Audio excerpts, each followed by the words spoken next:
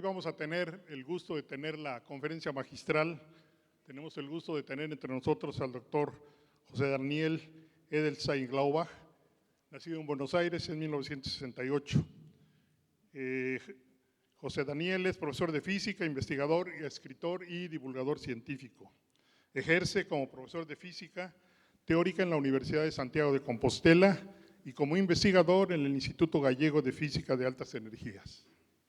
Fue licenciado en física en el Instituto Balseiro y obtuvo su doctorado en la Universidad Nacional de La Plata, donde fue docente durante un tiempo. Realizó investigaciones postdoctorales por varias partes del mundo, como en la Universidad de Harvard, en el CONICET, en la CES y en el Instituto Superior Técnico.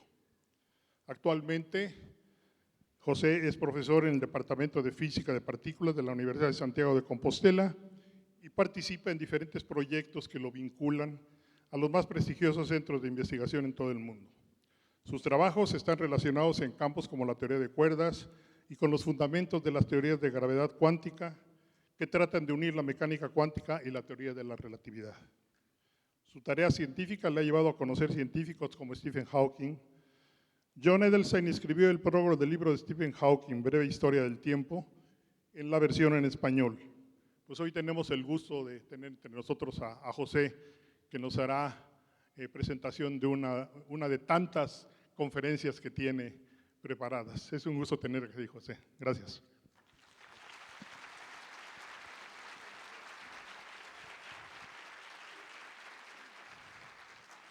Bueno, muchísimas gracias por la presentación y estoy muy contento de estar aquí. Es mi primera vez en Morelia.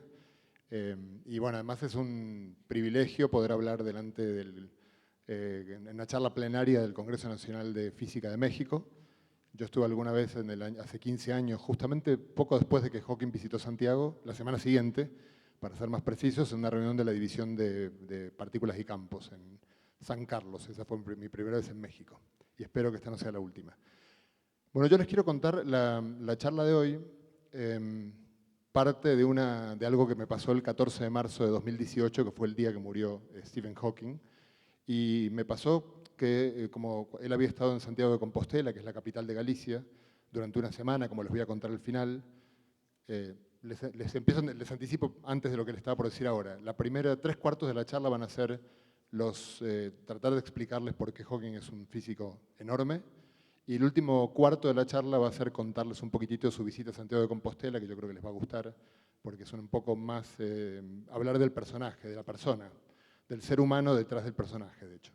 Pero bueno, les decía que el 14 de marzo del 2018, cuando Hawking murió, me empezaron a llamar desde muy temprano a la mañana radios de Argentina, Chile y España, que son mis 3 países de referencia en general, uno detrás de otro. Estuve todo el día respondiendo a la pregunta que me hacían todos los periodistas, que era ¿qué es lo que hizo Hawking? ¿No? ¿Qué es lo relevante que hizo Hawking? Bueno, yo ya tenía en un momento la respuesta casi automatizada, hasta que me enteré por algunos amigos argentinos que algunos otros colegas, no del campo de la gravitación, a los que también llamaban periodistas, empezaron a decir que bueno, sí, Hawking fue un físico, un buen físico, pero está muy sobrevalorada su figura por su enfermedad y por su popularidad por el tema de la divulgación científica. Yo supe quiénes fueron mis colegas que dijeron eso, no voy a decir los nombres aquí porque muchos de ustedes seguro que los conocen, algunos, pero me pareció increíble que un físico profesional no sepa que Hawking es uno de los más grandes físicos de su tiempo, del último medio siglo, y de hecho, si nos restringimos a la relatividad general, yo creo que después de Albert Einstein hubo 2 físicos que están por encima de todo el resto, que son Roger Penrose y Stephen Hawking. Entonces me propuse preparar una charla para tratar de que todos, como estoy en un Congreso Nacional de Física y hay físicos que están en el campo de Hawking y no hace falta que les cuente yo nada, pero la gran mayoría seguramente no, entonces les voy a contar por qué Stephen Hawking fue uno de los físicos más grandes de los últimos 50 años, a la altura de los más grandes de la historia de la física, por supuesto que no de Einstein o de Newton, pero ¿quién está a la altura de Einstein o de Newton? Nadie, ¿no? Entonces, la historia, no sé si la iluminación se puede bajar, ahí está, para que puedan ver las imágenes. A ver si esto funciona, porque estábamos probando antes. Bueno, ahí está. Esta historia arranca, voy a ir relativamente rápido, pero voy a tratar de contarles para que cualquiera, aunque no tengan específicamente formación en relatividad general, puedan sí entender rápidamente de qué estamos hablando. Entonces, la historia arranca con el padre de la relatividad general, Albert Einstein, que en 1915, intentando algo mucho más modesto de lo que parece, lo que intentaba Einstein era, usando los principios de relatividad, lograr mostrar, escribir una teoría física en la cual cualquier observador, no importa cuál fuera su estado de movimiento, veía la misma física, las mismas leyes de la física. Algo tan sencillo como eso condujo a la relatividad general, que es una teoría que, en breve, lo que nos dice es que el espacio y el tiempo forman una unidad, el espacio-tiempo,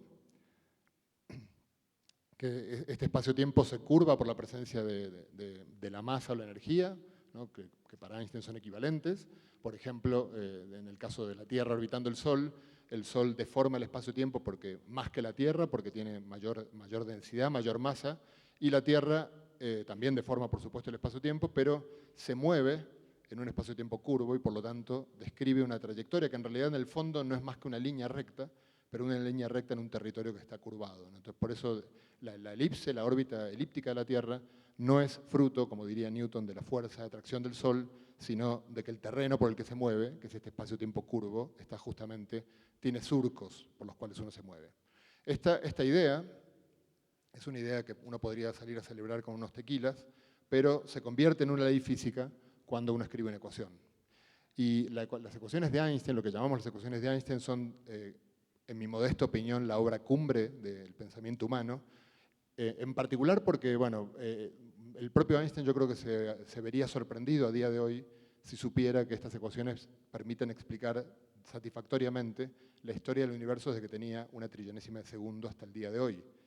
Tenemos ligeros puntos que no están del todo resueltos todavía, pero funciona bastante bien para la parte de los observables que podemos intentar caracterizar.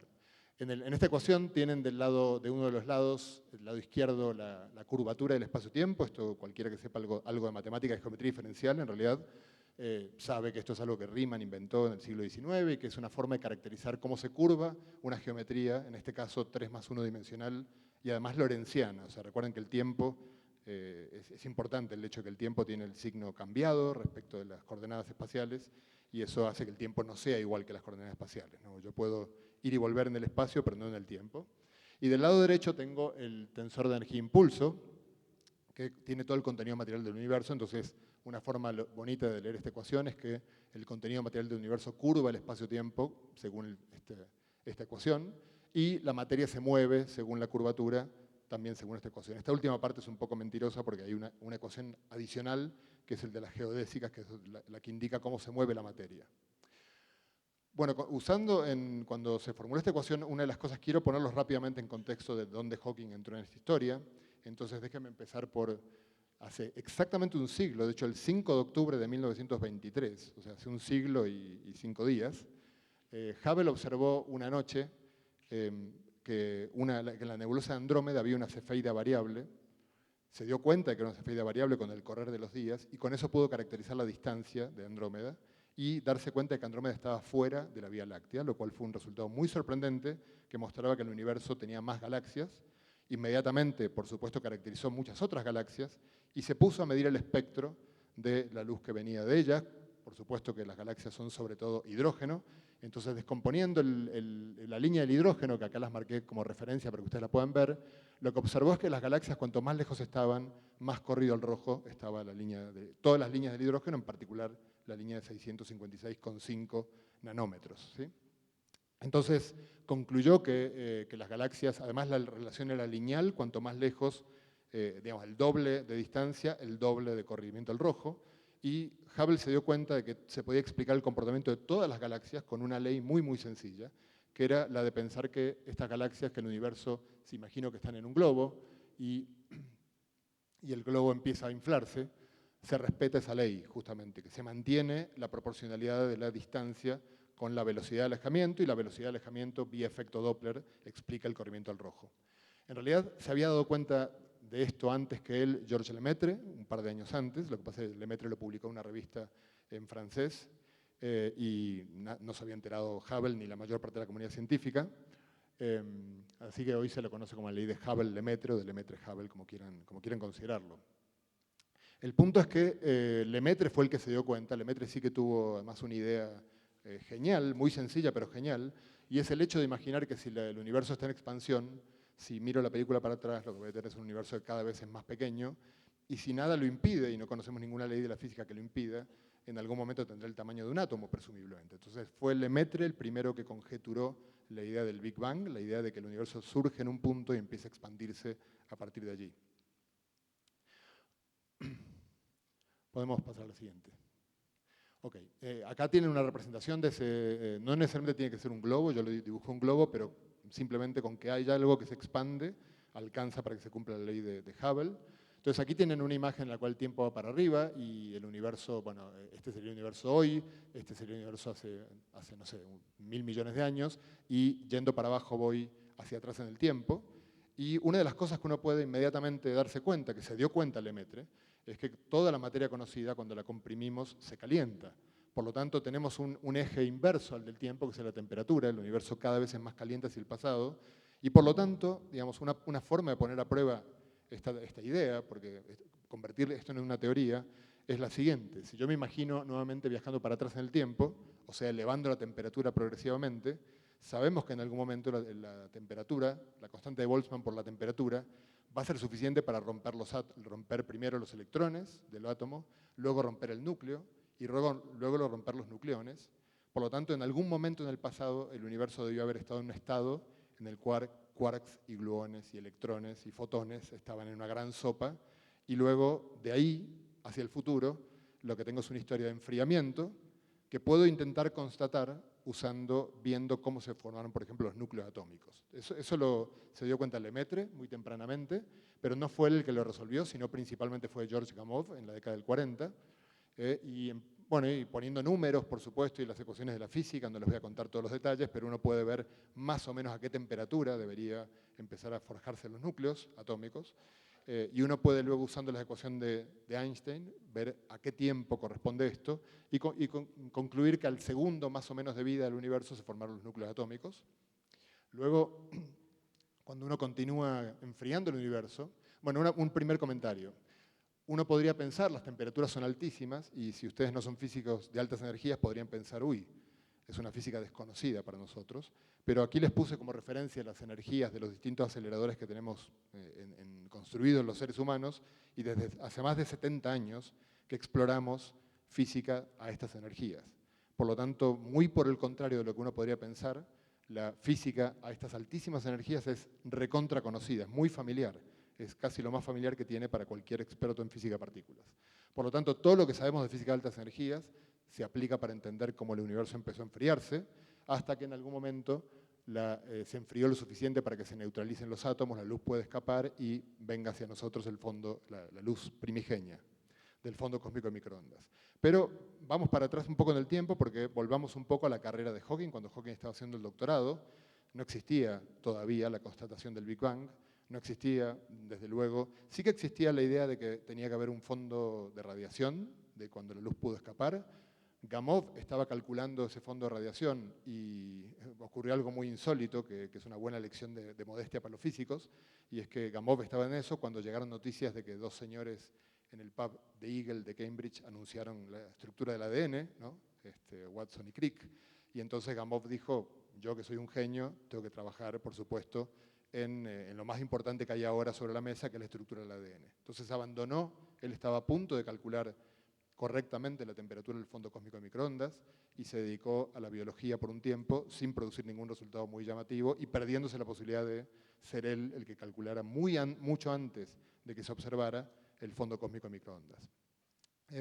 Pero bueno, el punto es que Hawking entró en escena, entonces, y claro, uno de los problemas que tiene esta imagen es que si voy para atrás, bueno, ¿dónde se frena esto? En principio en ninguna parte, o sea que el universo en algún momento debería haber sido del tamaño de un punto, eso parece absurdo. Hubo un famosísimo cosmólogo de Cambridge, en la época en la que Hawking era estudiante, Fred Hoyle, que burlándose de esta idea, que le parecía ridícula, llamó Big Bang a ese inicio, como diciendo, sí, claro, hubo un Big Bang en un programa de radio, y quedó el nombre, porque el nombre era muy bueno. Hawking, para que vean el personaje, imagínense Hawking estudiante de doctorado, que su futuro depende, por supuesto, de que los profesores lo consideren bien, y él quería estudiar con Hoyle, y Hoyle le dijo que ya tenía un estudiante, así que le denegó la posibilidad de estudiar con él. Hawking compartía el despacho con el estudiante de Hoyle, y estaba muy pendiente de lo que Hoyle estaba haciendo, queriendo ver si se podía meter ahí. Sin embargo, fue durante su doctorado llegando a la convicción de que esta idea del Big Bang, contra la opinión de Hoyle, era correcta, y empezó, como él tenía este compañero de despacho con el cual sabía lo que Hoyle hacía, empezó a ser muy crítico de las ideas de Hoyle, que eran muy diferentes, ahora se las voy a contar en un segundito. En una colaboración con Roger Penrose, Hawking probó un trabajo que es el primer trabajo importantísimo que muestra que Hawking es un físico descomunal. En este trabajo, que fue escrito, por cierto, solo se vieron una vez, fue totalmente escrito por teléfono. Penrose estaba en esta época en Londres y Hawking estaba en Cambridge.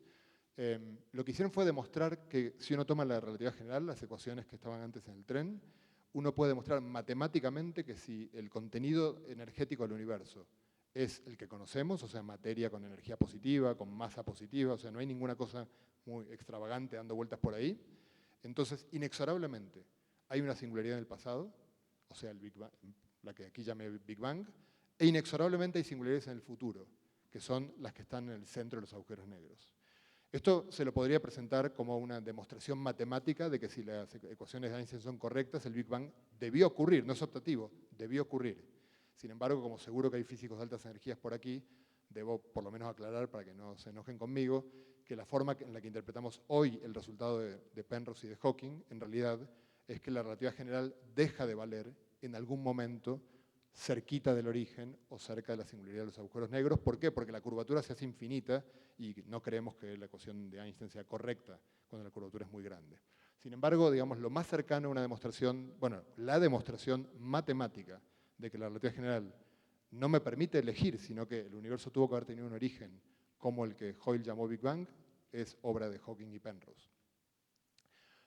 Hoyle, por cierto, tenía esta idea o sea, se reía de la idea del Big Bang y tenía una idea que es curioso, porque hoy resulta bastante difícil entender cómo para Hoyle esto era más sensato. O sea, es cierto que el universo en un punto parece algo muy chocante, pero Hoyle tenía una idea un poco, o sea, como no podía oponerse a que el universo estaba en expansión, lo que Hoyle sostenía era que la materia se iba creando y que entonces la densidad, digamos, de galaxias se mantenía constante aproximadamente, como si hubiera un gran grifo universal que va dotando de materia a un universo en expansión.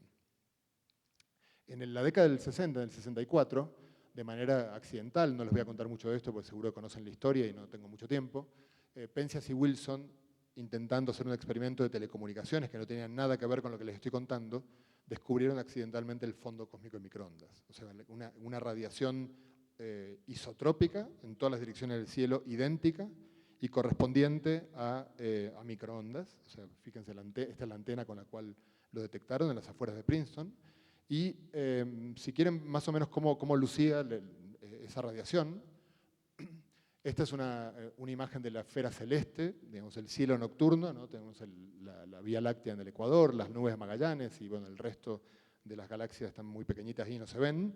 Esto es lo que uno ve con el ojo, ¿no? Con telescopios ópticos. Si uno mira con microondas, lo que Penzias y Wilson estaban observando era que en realidad el universo lucía como la noche oscura, en realidad era una noche brillante, con una emisión lumínica que correspondía a un cuerpo, era una radiación de cuerpo negro, que acá les estoy mostrando una imagen muy posterior a Penzias y Wilson. Esto fue tomado por el satélite COBE muchos años más tarde, pero uno puede ver que la radiación digamos, del fondo cósmico de microondas es la mejor radiación de cuerpo negro que tenemos probablemente a nivel experimental. O sea, el universo como un todo se comporta como un cuerpo negro de libro, ¿no? Y la temperatura está en torno a los 3 grados sobre el cero absoluto.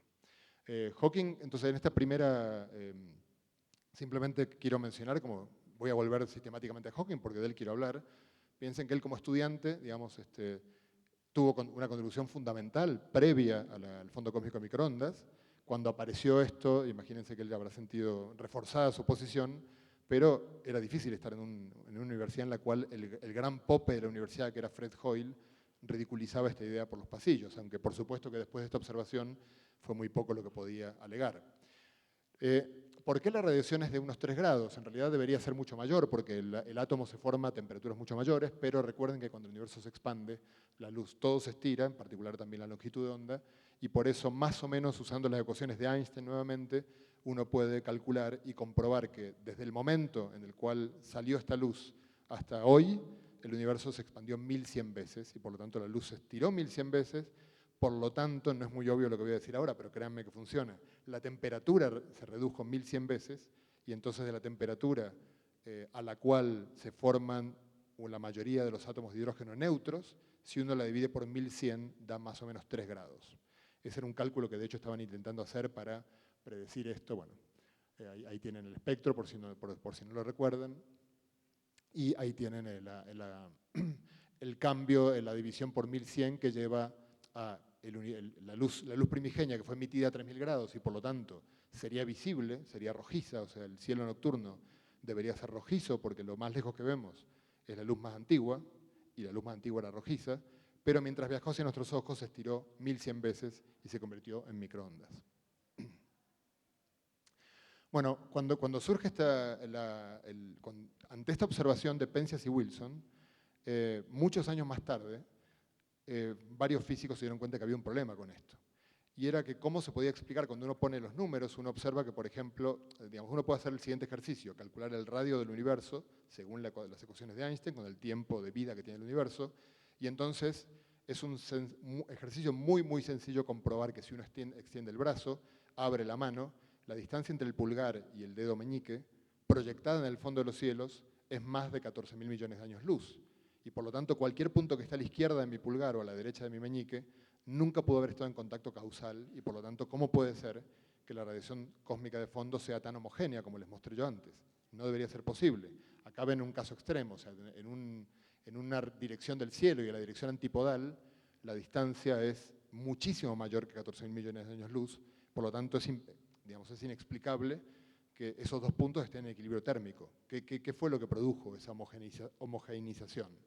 Bueno, la idea para resolver esto, como ven, fue muchos años más tarde, 15 años más tarde que la de Penzias y Wilson, fue la inflación cosmológica propuesta sobre todo por Alan Guth y Andrei Linde, y es una idea que en principio parece muy exótica, ¿no? El universo tiene que haberse expandido una cantidad ridículamente grande de veces en una cantidad ridículamente pequeña de tiempo para poder explicar cómo en realidad la conexión causal de los puntos sí que existió.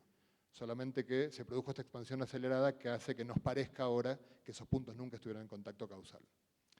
Cuando se produjo esta... Entonces, vamos a ir ahora a tratar de entender un poco lo que queda de la charla, son las contribuciones más importantes de Hawking, y para ello déjeme hacer una pequeña introducción al tema en el cual yo creo que Hawking es claramente el físico que ha hecho contribuciones más relevantes de todos los que estamos acá, hemos poblado este planeta. Y es la siguiente, tenemos tres constantes fundamentales, la constante de Planck, que me define el régimen en el cual la mecánica cuántica empieza a ser relevante, la constante de Newton, que me dice cuán débil es la gravedad, y la velocidad de la luz en el vacío, que me dice cuándo algo es relativista o no relativista. Entonces, si yo les recuerdo los números, y acá, antes de que alguien me repruebe las unidades que uso, pues no son las unidades aceptadas por nadie, pero son las unidades con las cuales esto me entraba en la transparencia. Así que lo escribo en milímetros, gramos y segundos. Todo el mundo sabe que la constante de Planck es muy pequeña, y es la razón por la cual la física atómica y subatómica es la que está gobernada por estas leyes principalmente. La constante de Newton es muy pequeña también, la gravedad es muy débil, lo sabemos, yo estoy sosteniendo el micrófono y la Tierra quiere tirarlo al suelo, pero le gano yo a la Tierra. Y la velocidad de la luz es altísima, no es un número muy, muy grande, lo que dice que casi todo es no relativista en este mundo, en las escalas por lo menos macroscópicas.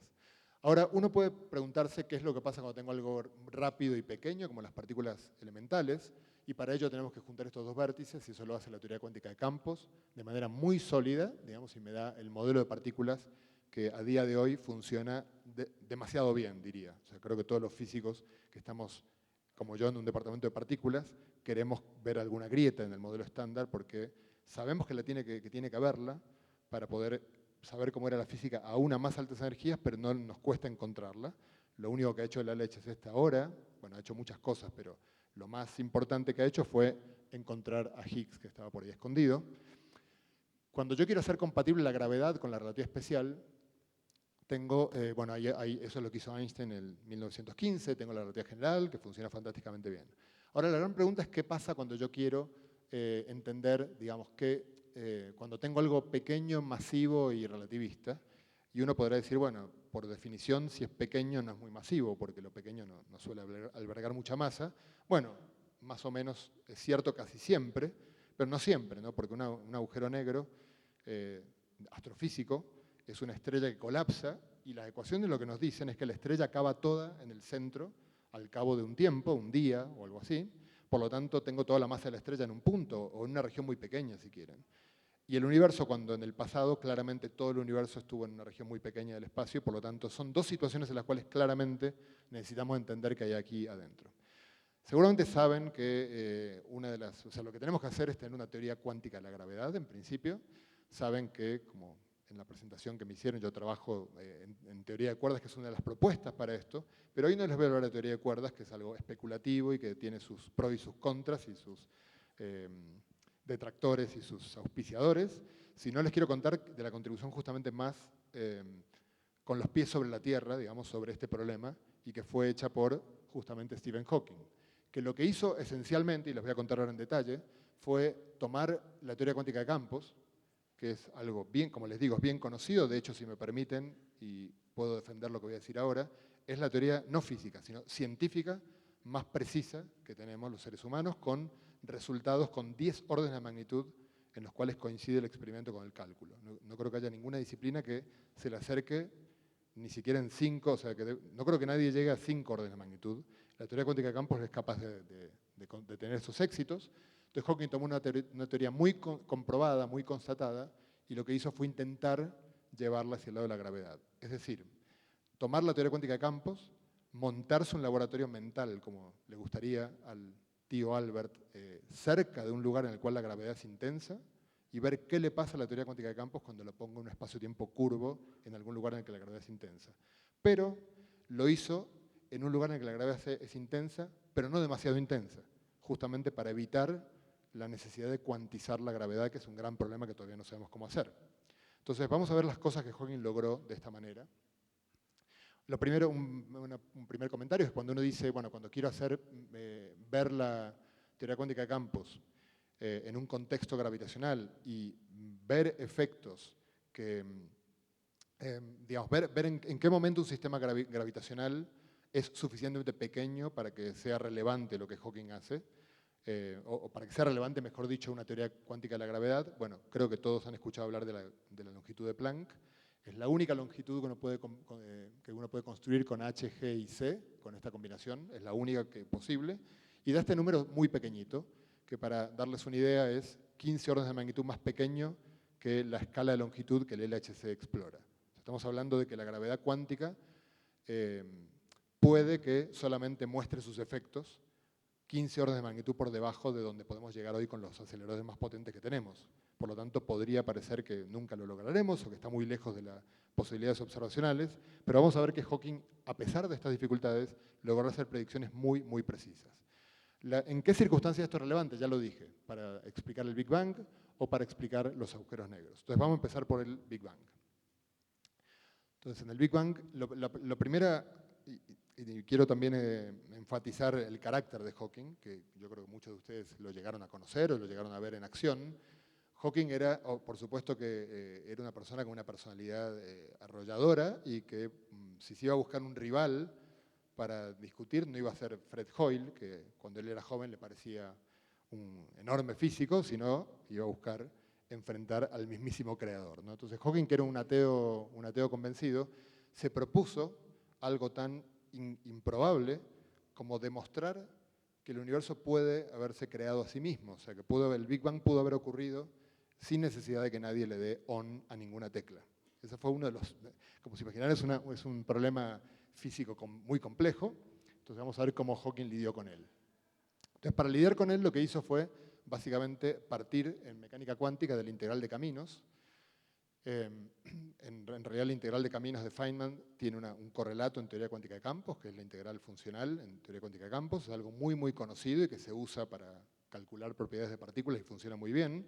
Pero Hawking intentó aplicarlo a la gravedad. Entonces construyó construyó toda una teoría, principalmente con su antiguo estudiante Gary Gibbons, en lo que se llama comúnmente como Euclidean Quantum Gravity. ¿Que la idea cuál es? La idea es tratar de tomar y calcular la integral funcional de la gravedad, tomando la gravedad semiclásica y aplicando las leyes que uno aplica en la integral funcional, dando por sentado que estas van a valer. Entonces, una de las leyes que uno aplica normalmente en teoría cuántica de campos cuando uno quiere calcular para que las integrales converjan es esta rotación de Wick, en la cual uno toma el tiempo y lo multiplica por I, ¿no? Por el número imaginario puro I. Entonces Hawking dijo, bueno, pues acá también habrá que hacerlo. Entonces lo hizo, y en un trabajo que escribió en el año 83 con Jim Hartle, se dio cuenta de que en un universo en expansión, fíjense que aquí esto pretende representar un universo que se está expandiendo hacia el futuro, si cuando yo voy hacia el pasado y me estoy acercando al origen, debo aplicar las leyes de la mecánica cuántica, Hawking demostró, y se lo estoy contando muy por arriba, pero demostró de manera bastante, usando la integral funcional, que en particular aquí había que hacer en el origen, si quiero poner la lupa en el origen, tengo que hacer una rotación de Wick, como se hace en teoría cuántica de campos cuando uno aplica normalmente. Entonces al hacerla lo que pasa es que t pasa a ser I por t, t al cuadrado cambia de signo, y entonces lo que antes era una singularidad en el origen se convierte en una superficie totalmente suave, una superficie cuatrodimensional euclídea suave, como si fuera esquemáticamente el hemisferio sur de una pelota de fútbol, ¿no? Pero solamente que es cuatridimensional. Esto lo hizo, bueno, lo había hecho en ese trabajo con Hartle, basado en las ideas de un trabajo previo que había hecho con Gibbons, en el cual formuló la integral funcional de la gravedad. Ahora voy con esto, prefiero que no vuelva para atrás, sino ahora voy con esto. Solo déjeme comentar lo siguiente. No solo mostró Hawking que con el lenguaje de teoría cuántica de campos podía ocurrir que el universo surja solo con algo que se llama instantón, que es algo muy familiar en teoría de campos y en mecánica cuántica también. Los instantones existen también en mecánica cuántica, es una idea familiar en todas las teorías físicas conocidas. Hawking demostró que un instantón podía hacer que si uno imagina la ausencia de universo, pero la existencia de sus leyes, en un momento, por una fluctuación cuántica, el universo podría surgir y surgiría de manera suave, como acaban de ver, por el tema este del cambio del tiempo y por el tiempo. Y lo otro importante, una superficie esférica como la que acaban de ver no tiene borde. Y entonces con esto resolvía, además, otro gran problema que es el de las condiciones iniciales, ¿no? Si yo tengo un universo que no tiene borde en su principio, no tengo que poner condiciones iniciales, que era algo que para Hawking era muy importante, porque si hay que poner condiciones iniciales, ¿quién las puso? Y Hawking lo único que quería probar es que Dios era innecesario en absoluto para que un universo exista, y fue desde luego el que más lejos llegó en ese propósito. Uno podrá cuestionar, discutir sus resultados, pero logró mostrarlo de manera bastante contundente, con teorías físicas conocidas, en regímenes en los cuales no deberían dejar de valer. Ahora, les voy contando trabajos que yo creo que cualquiera de ellos convertirían a Hawking en una estrella en el campo de la física, pero además de eso, Hawking se puso a pensar está bien, supongamos, volvamos al tema que les conté de la inflación, ¿no? Volvamos a la radiación cósmica de fondo. Tengo una radiación cósmica de fondo que es aparentemente igual en todas las direcciones, pero si fuera igual en todas las direcciones literalmente, entonces, podemos pasar a la siguiente, Entonces, no habría estructura. ¿Cómo puede ser que haya galaxias, cúmulos de galaxias, que haya planetas y que no esté toda la materia disuelta en forma homogénea en el universo, de acuerdo con cómo vemos la radiación? Si vemos la radiación homogénea, ¿por qué no lo está la materia? Entonces, Hawking fue uno de los primeros, en esto no fue el único autor, pero fue uno de los primeros autores, de hecho en España se le dio el premio de Fronteras del Conocimiento por este resultado, de lo que ven aquí, de que las irregularidades desarrolladas en un universo inflacionario pueden ser las semillas de las futuras galaxias. Este trabajo es un trabajo breve de Hawking, insisto, no fue el único que lo hizo, pero en el año 82 Hawking predijo, junto con otra gente, que tiene que haber, si buscamos con más cuidado, tiene que haber anisotropías en el fondo cósmico de microondas, y estas van a ser las semillas de la formación de galaxias. Entonces eso se pudo hacer recién a finales del siglo pasado, cuando en la década del 80, finales de la década del 80 se lanzó COBE, que es un satélite de la NASA, que justamente midió por primera vez las anisotropías, y como ven, hay puntos más calientes, más fríos, que difieren en una centésima de grado. Por cierto, no puedo dejar de mencionar como español, que antes de que COBE observe esto, los primeros en ver las anisotropías del fondo cósmico microondas fue el Instituto de Astrofísica de Canarias, con, lo que pasa es que no hizo algo que, digamos, lo que hicieron fue usar dos conos como los que me ven sujetándome ahí, que ahora los tienen como, casi como un material abandonado, y apuntar con dos de estos conos al fondo cósmico de microondas y tratar de ver diferencias entre los dos conos. Por lo tanto, constataron que había anisotropías, pero no las pudieron medir en todo el cielo. Desde la Tierra no se puede, hay que mandar un satélite. Así que los diseñadores de COBE fueron los que ganaron el premio Nobel y no los astrofísicos de Canarias, pero quería mencionar que en Canarias fue visto antes esto. Bueno, luego de COBE se lanzó otro satélite, el WMAP, ya en el siglo XXI, y van a ver la evolución de la imagen del fondo cósmico de microondas con el WMAP. Lo van a ver acá en forma de una mejor resolución de la imagen. Y por último, la Agencia Espacial Europea por fin entró en acción y lanzó el satélite Planck, que en el año 2013 nos dio esta, perdón, que es la última imagen que tenemos del fondo cósmico de microondas. Ustedes dirán, ¿por qué 2013? ¿Por qué no les actualizo la imagen? Porque Planck dejó de funcionar en 2013 porque tenía una criogenia que perdió el helio que tenía y no se puede ir a reemplazarlo. Entonces ahora hay que esperar nuevos experimentos. De todos modos, los datos que están acá son suficientemente contundentes para mostrar muchas cosas. Primero, que la temperatura que ven aquí en distintos puntos de la esfera celeste está medida con 5 órdenes de 5 cifras detrás del decimales, y la diferencia entre los puntos fríos y los calientes está en la 10 milésima de grado. Esto es una cosa impresionante, porque lo que quiere decir esto es que si no miramos hasta la 10 milésima de grado, vemos un universo absolutamente homogéneo. Y las anisotropías son de orden 10 al menos 5, 10 al menos 4. Así que el universo en grandes escalas es esencialmente isótropo, aunque parezca increíble, y esa es la hipótesis que uno utiliza para resolver las ecuaciones de Einstein, que de otro modo serían muy, muy difíciles de resolver. Cuando uno estudia la correlación de dos puntos de este gráfico y la descompone en armónicos esféricos y, y luego se fija la correlación entre distintos armónicos esféricos, uno encuentra este resultado que es el más extraordinario de la historia de la cosmología y que ha convertido a la cosmología en una disciplina rigurosa numéricamente, digamos, y que ya no alcanza con que uno tenga un modelo en el cual el universo se expande para poder publicarlo. Utilizando las ecuaciones de Einstein e inflación, uno puede predecir la curva verde, que creo que no sé si alcanzan a ver, yo soy miope así que no la veo muy bien, pero es la curva por la cual pasan todos los puntos que ven aquí, sobre todo desde aquí para la derecha. Y lo que tengo aquí, digamos, son los coeficientes que multiplican, cuando uno hace la descomposición en armónicos esféricos, tengo el número multipolar L, digamos, entonces uno tiene el coeficiente que va multiplicando el armónico esférico YL, ¿sí?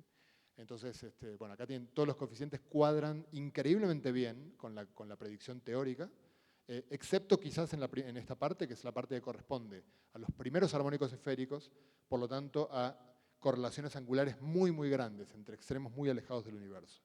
Pero la estructura por debajo, digamos, si se fijan acá, esto es en escala angular, por debajo de los 10 grados, o sea, puntos que están a menos de 10 grados angulares de distancia, la correlación entre ellos funciona increíblemente bien. Cuando uno estudia esta curva, y uno se fija, bueno, primero que de aquí para la derecha lo que tengo es claramente una curva con oscilaciones amortiguadas, de aquí para la izquierda es medio aproximadamente constante, puedo ubicar dónde está el pico de la primera oscilación, las alturas de los picos de la segunda y la tercera oscilación, y con todo esto puedo calcular de manera bastante precisa la cantidad de materia oscura y energía oscura que tiene el universo. Hoy en día lo podemos calcular con una cifra decimal de precisión, que no está nada mal, así que tenemos una constatación bastante fuerte de que esa materia existe. Quiero recordar que la predicción, insisto, tenemos una muy buena teoría de cómo se forma la estructura a gran escala a partir de estas anisotropías, y Hawking fue uno de los que escribió cómo eso podía tener lugar. Es hora de pasar a los agujeros negros. Y para los agujeros negros arranco mostrándoles la foto más sofisticada que puedo mostrarles hoy. Esta foto existe desde hace apenas 2 años. Es la foto de un agujero negro que está a 54 millones, casi 55 millones de años luz de la Tierra. Y le ven unos pelitos acá porque se logró sacar la foto polarizada. Entonces las líneas que ven aquí son líneas tales que el campo eléctrico es tangente a estas líneas. Y esto es muy importante de observar porque esto nos dice... Nos habla del campo magnético de este agujero negro, y el campo magnético del agujero negro tiene que ver con un mecanismo que se llama de Blandford-Snarek, que es el mecanismo por el cual se forman los jets de este agujero negro, que fueron observados hace más de un siglo. Y estamos empezando a poder constatar si funciona o no el mecanismo de Blandford-Snarek, tema fascinante que no es para la charla de hoy, pero que simplemente me permite mostrarles algo increíble hace 10 años, que es que la física de agujeros negros se ha convertido en casi lo que era la mecánica cuántica en los años 20. O sea, uno puede hacer experimentos y constataciones muy, muy precisas, con instrumentos muy sofisticados y con mucho ingenio. Pero déjenme ir un poquito más atrás en el tiempo, cuando Karl Schwarzschild se dio cuenta de que la solución con simetría esférica y estática de las ecuaciones de Einstein es la solución de Schwarzschild, que tiene algo muy misterioso en su momento, que de hecho Einstein jamás llegó a entender, y es el hecho de que a una cierta distancia del centro de la solución aparece algo muy raro que llamamos superficie de horizonte de eventos, y es el punto en el cual que coloquialmente llamamos superficie de no retorno. Si yo atravieso esta línea, no vuelvo. Y en particular, pero pasa algo más raro que eso, y que fue algo que dejó sorprendido a Schwarzschild y a Einstein también, sobre todo a Einstein. Bueno, en el centro hay una singularidad, de la cual hablaremos en un ratito, pero el punto es que si yo me quiero dirigir con una nave hacia el centro de este objeto, lo que va a ocurrir es que cuando voy viajando hacia el centro, cuando atraviese el horizonte de eventos, pasa algo muy, muy extraño, muy difícil de conceptualizar en la cabeza, pero recuerden que la relatividad es una teoría que mezcla el espacio y el tiempo. Y lo que las ecuaciones dicen es que el espacio se convierte en tiempo y por lo tanto lo que antes era centro, ahora es futuro. Esa es la razón técnica por la cual nada puede escapar del agujero negro, porque dentro del horizonte de eventos, el futuro está en el centro. Bueno, cuando para que esto se convirtiera en una posibilidad física, o sea, durante medio siglo nadie creyó que esto fuera cierto. O sea, esto era una particularidad de las ecuaciones de Einstein, seguramente quizás mostraban que estaba mal la relatividad general, quizás eran soluciones no físicas de las ecuaciones de Einstein, estaba muy poco claro. Pero en el año 64, en diciembre del 64, Roger Penrose escribió este maravilloso trabajo de 3 páginas, en el cual muestra en forma categórica, y por este trabajo ganó el premio Nobel hace 3 años, que un agujero negro, la solución de Schwarzschild, es el estado final de una estrella que muere. Sí tiene cierta masa, pero es el estado final. Ustedes me dirán, no, pero Oppenheimer lo mostró antes. Sí, pero la demostración de Oppenheimer era con simetría esférica perfecta, y esa era la razón también por la cual nadie creía que ese resultado fuera físicamente relevante, porque era una estrella que colapsaba respetando la simetría esférica sin presiones internas. Y cualquiera que haya agarrado alguna vez en su vida una bola de plastilina y la haya intentado apretar, sabe que al apretarla se le va por los costados, o sea que las presiones internas producen que se deforme la estrella, presumiblemente que una parte de la estrella salga disparada para afuera, o sea, el colapso que Oppenheimer calculó era poco físico. Pero en este trabajo Penrose, con herramientas matemáticas de topología, muestra que la esfericidad es irrelevante. Bueno, Hawking, esto fue en el año 64, Hawking, por supuesto, que se interesó inmediatamente en los agujeros negros y pasó a ser, yo creo que, el hombre de los agujeros negros, el padre de los agujeros negros. Voy a mostrarles acá una seguidilla de trabajos de Hawking que cada uno de ellos son obras maestras de la historia de la física. Desde luego de la física de agujeros negros, ni hablar, pero yo creo de la física en general. Lo primero es que mostró en este trabajo, que les pongo acá una foto de exactamente cuando Hawking tenía la edad que tenía en el momento de ese trabajo, era un padre joven que ya estaba en silla de ruedas con grandes dificultades para trabajar en particular, demostró que se podían formar agujeros negros de masas arbitrariamente pequeñas en el caldo primordial, digamos, por sobredensidades del caldo primordial. Esto no fue Hawking el primero que lo dijo, fueron Seldovich y alguien más que no me olvidé, se me fue el nombre, pero muy poco antes que Hawking. Pero Hawking, este trabajo es considerado el trabajo en el cual alguien a esa idea la elabora, la desarrolla en todo detalle. Así que Hawking es el primero en mostrar toda la física de los agujeros negros que hoy llamamos primordiales y que no sabemos si existen, pero en principio podrían haberse formado por sobredensidades en el caldo primordial, digamos, cuando el universo era muy caliente. Esto fue, fíjense, en el año 71 que lo publicó, pero es que el mismo año, o sea, con pocos meses de diferencia, Hawking escribió un trabajo también muy sorprendente, muy breve, en el cual demostró matemáticamente que si dos agujeros negros, primero consideró la posibilidad de que dos agujeros negros se fusionen, que en ese momento, imagínense, año 71. Bueno, había razones para considerar esta situación porque Joseph Weber había anunciado la detección de ondas gravitacionales en forma errónea, pero había una gran excitación en la comunidad sobre la posibilidad de detectar ondas gravitacionales, y los agujeros negros que se fusionan son como el mejor candidato para producirlas. Entonces Hawking consideró el caso de dos agujeros negros que se fusionan y demostró matemáticamente que lo que se llama la ley del área de Hawking, y es que la suma de las áreas de los agujeros negros, el agujero negro tiene un horizonte de eventos que tiene un área, ¿no? Es una superficie bidimensional con un área, pues la suma de las áreas siempre crece. O sea, el agujero negro final tiene que tener un área mayor que la suma de los dos agujeros negros. Acá lo tiene, acá tiene el tiempo yendo para arriba, un agujero negro con otro se fusionan, el agujero negro final tiene un área que es mayor que la suma de las dos que lo forman. Esto se pudo, bueno, como ustedes saben, hace menos de 10 años se pudo observar la primera onda gravitacional que correspondía a la fusión de dos agujeros negros de 29 y 36 masas solares a más de 1.000 millones de años luz de distancia. Esa onda viajó por todo el universo mientras la evolución de las especies tenía lugar y llegó a tiempo de que una especie pluricelular diseñara un aparato con el cual pudo medir la llegada de estas ondas. Hoy en día, este es el experimento LIGO, luego se le sumó Virgo, y hoy en día tenemos un montón de detecciones. Todo lo que ven acá son detecciones de ondas gravitacionales. Las que ven en azul son fusiones de agujeros negros. Esta es la masa, acá tienen la masa, en masas solares. Entonces tienen dos agujeros negros de masas M1 y M2 que se fusionan y dan lugar a una masa M3. Si uno usa las ecuaciones de Einstein para calcular el área del agujero negro del M1 y M2, siempre ocurre que el área final es mayor que A1 más A2. O sea que, por supuesto que Hawking demostró un teorema, o sea que tampoco vamos a estar preocupados demasiado porque ver si se cumple o no, porque es un teorema, pero bueno, por si acaso lo constatamos y vemos que el teorema se cumple. O sea que, en todo caso, si quieren pueden verlo como una constatación de la relatividad general. Bueno, Hawking en los siguientes, fíjense, en el mismo año 71, escribe escribe varios trabajos más. Los que les estoy poniendo acá son obras maestras. Son trabajos que todos tienen más de 1000 citas, por poner una cifra cuantitativa, y que son trabajos fundacionales de un campo. Concretamente en este trabajo, fíjense que la mayoría son del solo, ¿no? En las condiciones en las que estaba, que por supuesto me parece que no está de más añadirlas, porque no podía trabajar normalmente, como lo haría cualquier colega, sino en condiciones muy, muy desventajosas.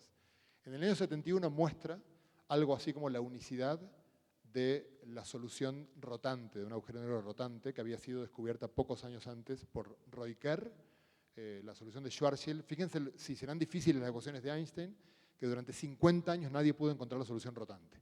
La encontró Kerr en el año 63, y en el año 71 Hawking demostró que básicamente esa solución es única, con las condiciones de una métrica estacionaria, o sea que cambie con el tiempo pero en forma uniforme, la solución es única. Y luego, un par de años más tarde, intentando en realidad refutar un trabajo que ahora voy a mencionar, mostró junto con Bardeen y Carter lo que se llaman las 4 leyes de la mecánica de agujeros negros, que es un trabajo absolutamente demencial e increíble. Muestran 4 relaciones que hay entre la masa, el área, la gravedad superficial, bueno, varias cantidades que tienen los agujeros negros, que si uno las pone al lado de las leyes de la termodinámica, se corresponden uno a uno si uno identifica cantidades de unas con las otras. Son 4 copias si uno hace identificaciones de, por ejemplo, la gravedad superficial del agujero negro, que es la gravedad en el horizonte de eventos, con la temperatura, con ciertas unidades. De hecho, en la parte final de la física de esta charla voy a comentar un poco más sobre esto. Y para ello, déjenme quizás mostrar lo más espectacular que hizo Hawking. Hasta aquí ya venía muy bien, pero es que lo que viene es increíble. Hawking recordó,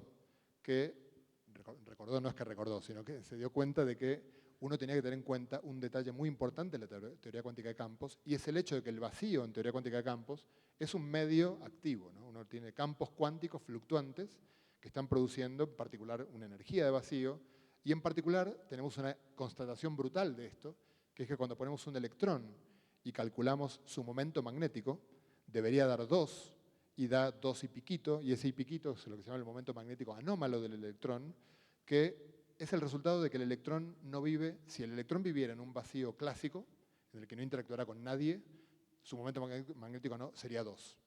Pero en un vacío real, en el cual hay campos cuánticos, el electrón está dialogando con esos campos cuánticos, y esas interacciones provocan una ligera discrepancia, acá la tienen, Y la ligera discrepancia, que se conoce como momento magnético anómalo del electrón, hasta la cifra 0 de aquí, 1, 2, 3, 4, 5, 6, 7, 8, 9, 10 cifras significativas, coincide el cálculo teórico con el resultado experimental. Hoy en día el experimento y la teoría andan coqueteando con la cifra número 11. Entonces Hawking dijo, tenemos clarísimo que hay un vacío activo, ¿no?, de campos cuánticos fluctuando. Entonces, ¿por qué cuando consideramos un agujero negro, ¿no?, imagínense que vacío el universo y que tengo solo un agujero negro? Claro, la imagen que tenemos en la cabeza es que el agujero negro es algo que si me acerco me caigo dentro, pero que en principio, si no le doy de comer, va a estar ahí para siempre. Es algo eterno, en principio, ese agujero negro. Sin embargo, Hawking dijo, claro, cuando pensamos que es eterno, estamos pensando que el agujero negro vive en un vacío clásico. En un vacío cuántico, el agujero negro va a interactuar con ese medio activo que tiene a su alrededor, y en un trabajo absolutamente increíble, Hawking demostró, además escrito él solo, con un título, como cuando doy charlas para todo público, siempre aclaro, y creo que ustedes que son físicos no hace falta que le aclare, cuando uno tiene un trabajo con un título de 5 palabras, contundente como este, es que uno ha hecho algo importante, ¿no? Casi siempre tenemos que poner títulos largos para explicar cuál fue el rizo que rizamos, ¿no? Pero Hawking muestra que los agujeros negros crean partículas. Entonces lo que hizo Hawking fue demostrar de una manera muy sólida y contundente, usando teoría cuántica de campos, que cerca del horizonte de eventos, pero no dentro, fuera, o sea, en las inmediaciones del horizonte de eventos, la interacción de los campos cuánticos con la existencia de una superficie que, si uno la atraviesa, no puede volver, provoca inexorablemente la emisión de partículas para todos lados. Si quieren pensarlo de una manera que se puedan representar en la cabeza, piensen en la creación de pares. Si yo tengo la creación de pares, en el vacío, los pares se crean y se vuelven a destruir en un tiempo muy, muy cortito, de modo tal de estar protegidos por el principio de incertidumbre de Heisenberg. En cambio, cerca de un agujero negro, si se crea un par y una partícula va para adentro, ya no puede salir, por lo tanto la partícula que va para afuera mira a su compañero y le dice de dónde te fuiste, sale hacia el exterior del agujero negro y claro, alguien tiene que pagar el costo energético de haber creado una partícula y por supuesto que es el agujero negro que pierde masa. Entonces Hawking demostró que el agujero negro pierde masa por la emisión de partículas, que la emisión de partículas se debe a los campos cuánticos que están fuera del agujero negro. Y lo más sorprendente quizás de este cálculo es que la emisión no es cualquiera, sino que es una emisión térmica, de cuerpo negro, con una temperatura cuya fórmula está en la tumba de Hawking en la abadía de Westminster. Es una fórmula que aquí la temperatura es inversamente proporcional a la masa del agujero negro, o sea, cuanto más grande, más frío. Y es una fórmula maravillosa porque tiene la constante de Planck, la velocidad de la luz, la constante de Newton y la constante de Boltzmann. O sea, al tener en particular la constante de Planck y la de Newton, esto quiere decir que esta fórmula es una fórmula de gravedad cuántica. Hawking no la derivó en una teoría de la gravedad cuántica, sino en una teoría cuántica de campos en un contexto gravitacional, pero esta es una fórmula que es una de las pistas que tenemos para algún día, ojalá, tener una teoría cuántica de la gravedad. Tiene que poder explicarnos el porqué de esta fórmula que está aquí. Si metemos números, cosa que los físicos teóricos, como creo que ustedes saben, ponemos h igual a 1, c igual a 1, entonces luego no sabemos si las cosas miden metros, kilómetros o años luz, pero si ponemos acá h, c, k, los valores de la tabla, vemos que un agujero negro de 10 masas solares más o menos tiene una temperatura de una 10 millonésima de Kelvin, perdón, una millonésima de Kelvin. Entonces, lamentablemente, los agujeros negros son fríos, muy, muy fríos. Y esto digo lamentablemente porque por supuesto que esto es una predicción observacional. Uno podría decir, bueno, vamos a buscar un agujero negro, observemos esta radiación, que se llama, por cierto, radiación de Hawking, como es natural, y cuando la veamos, premio Nobel para Hawking, asunto terminado. Pero claro, ¿cómo vamos a poder ver la radiación de un cuerpo que normalmente es pequeño porque el agujero negro es muy compacto y que emite con una temperatura tan baja? De hecho, nosotros tenemos un agujero negro en el centro de la galaxia, cuya foto no les mostré, pero también tenemos su foto, que tiene 4.154.000 masas solares. Claro, su temperatura es de una billonésima de Kelvin. Y para colmo, si uno calcula la potencia de emisión, cosa que Hawking hizo en su trabajo, la potencia de emisión es tremendamente baja. De hecho, uno necesita un heptillón de agujeros negros para que emitan como la lamparita que está ahí arriba, una lamparita doméstica. Entonces, tenemos un agujero negro muy supermasivo en el centro de la Vía Láctea, emitiendo con una potencia ridículamente baja a 27.000 años luz, y a una emisión correspondiente a un cuerpo de 1/1000ª de grado. Así que observar eso es prácticamente imposible, pero no es culpa de Hawking, es lo que las ecuaciones dicen. Bueno, claro, si algo tiene temperatura, debe tener entropía. De hecho, estoy torciendo un poquitito la historia, porque la primera pregunta fue por la entropía y la hizo John Wheeler, el padre el que le puso el nombre a los agujeros negros y fue el gran impulsor de estas investigaciones. Y Wheeler tenía un montón de estudiantes a los que puso a trabajar en este tipo de problemas, y en particular un estudiante mexicano, nacido en Ciudad de México, llamado Jacob Bekenstein, a quien le dijo: tienes que explicar qué pasa con la entropía de una taza de té que yo tire en un agujero negro. Porque el agujero negro, en principio, no debería tener entropía. Un agujero negro es una solución única de las ecuaciones de Einstein. No tiene, acuérdense que la entropía en una taza de café es el número de configuraciones de las moléculas que lo forman. Entonces, un agujero negro, ¿por qué va a tener entropía? La teoría, en principio, decía que no la tenía, y Wheeler le dijo: no puede ser que no tenga entropía, porque si no violaríamos la termodinámica lanzando una taza de té dentro del agujero negro, porque teníamos entropía al principio, no tenemos entropía al final, la entropía solo puede crecer. Igual Wheeler, con mucho humor, decía: bueno, de todos modos, como la taza de té ya nunca la podremos observar porque está dentro del agujero negro, habremos cometido un crimen que nunca podrá ser investigado. Pero bueno, Bekenstein, contra pronóstico, porque varios de los colaboradores, de los que eran compañeros de doctorado de Bekenstein, a quienes conozco, me han dicho que pensaban que le arruinó la carrera, Wheeler, cuando le propuso este problema, lo resolvió. Y mostró que la entropía era proporcional al área del horizonte de sucesos. Lo único que no fue capaz de obtener fue el factor de proporcionalidad, y eso lo pudo hacer Hawking. Así que esta fórmula, que es la fórmula de entropía de un agujero negro, de vuelta tiene C, K, H y G, o sea que es maravillosa, una fórmula de las más bellas de la historia de la física, tiene todas las teorías, todas las grandes ideas del siglo XX corporizadas allí, y Hawking básicamente derivó esta entropía. Lo gracioso es que lo hizo intentando refutar a Bekenstein. Él estaba muy en contra del resultado de Bekenstein, y intentando refutarlo lo demostró. Y obtuvo el factor 4 que a Bekenstein no le salía. Pero fíjense que la entropía es proporcional al área del agujero negro, y eso quiere decir que si yo pienso que los grados de libertad cuyo recuento me está dando la entropía, quiere decir que los grados de libertad del agujero negro están en la superficie, no en el volumen, lo cual es una cosa muy, muy rara. No ocurre en ningún campo de la física algo así. O sea, normalmente los elementos que forman algo utilizan el volumen para poblarlo. Aparentemente los bits, los cuantos, o como quieran llamarlo, que forman el agujero negro, no pueblan el volumen, sino la superficie que lo rodea. Pero además pasa otra cosa, fíjense. H aparece dividiendo. Si yo intento tomar el límite clásico mandando H a 0, esto va a infinito, por lo tanto, esta fórmula no tiene sentido clásicamente. Solo tiene sentido a nivel cuántico, lo cual aumenta la idea de que esta fórmula es la puerta de entrada a la gravedad cuántica. Y la otra cosa que debemos observar es que G aparece también dividiendo. Eso quiere decir que, como estamos hablando de una entropía gravitacional, y G es la constante de acoplamiento, esta fórmula es no perturbativa en la constante de acoplamiento de la gravitación. Eso quiere decir que la estrella colapsó y formó un agujero negro, y cuando la estrella, no sé, desapareció y lo que tengo es puro espacio-tiempo, los grados de libertad microscópicos de ese espacio-tiempo están acoplados fuertemente, no perturbativamente, de modo tal que la entropía no está dada por el volumen, sino por el área. Esto es una de las, yo diría que probablemente la frase que acabo de decir es la convicción más fuerte que tenemos sobre la gravedad cuántica. Vengamos de teoría de cuerdas o vengamos de cualquier lado donde vengamos, porque de hecho se derivó en un contexto muy diferente, en un contexto muy conservador, digamos. La gravedad cuántica parece ser holográfica, parece tener grados de libertad que viven en la superficie, y esta idea no puedo, como argentino, no mencionar que fue explotada increíblemente por Juan Martín Maldacena hace 25 años, cuando demostró en un contexto muy particular, no para nuestro universo, pero para un universo parecido al nuestro, con constante cosmológica negativa en lugar de positiva, bueno, con algunas particularidades, demostró que efectivamente toda la información del volumen de un espacio-tiempo se alberga en la frontera en una teoría cuántica de campos sin gravedad. Pero no es tema de hoy, el día que venga a hablar de Maldacena les cuento esto. Sigamos con Hawking.